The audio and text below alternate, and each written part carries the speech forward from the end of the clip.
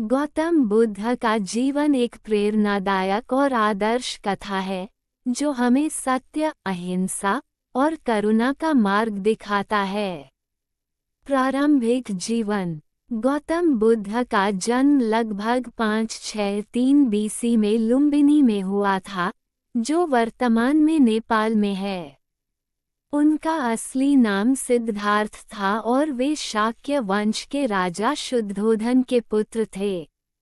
उनकी माता का नाम महामाया था। सिद्धार्थ का जन्म एक राजा के रूप में हुआ था, इसलिए उनके जीवन में सभी सुख सुविधाएं उपलब्ध थीं। वैवाहिक जीवन। सिद्धार्थ का विवाह यशोधरा नाम की एक राजकुमारी से हुआ था और उनके एक पुत्र का नाम राहुल था।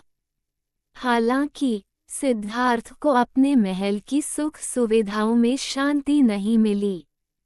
वे संसार के दुखों को देखकर बेचैन हो गए। त्याग और सत्य की खोज। एक दिन सिद्धार्थ ने वृद्धावस्था, बीमारी और मृत्यु को देखा। ये दृश्य उनके लिए एक बड़े झटके की तरह थे।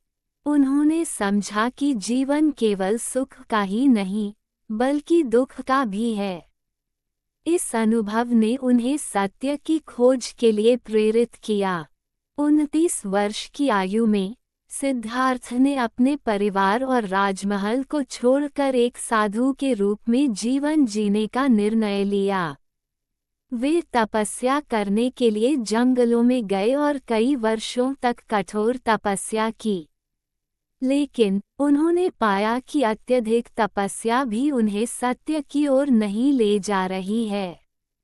बोधि प्राप्ति। अंततः उन्होंने तपस्या का मार्ग छोड़कर ध्यान की राह अपनाई।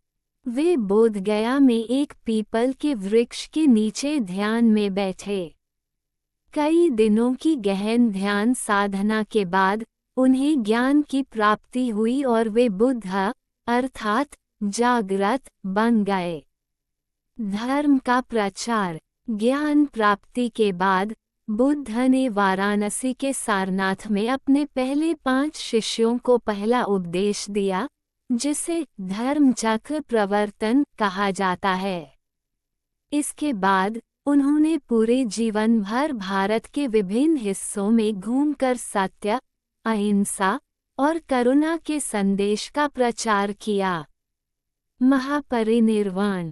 80 वर्ष की आयु में बुद्ध ने कुशीनगर में महापरिनिर्वाण प्राप्त किया।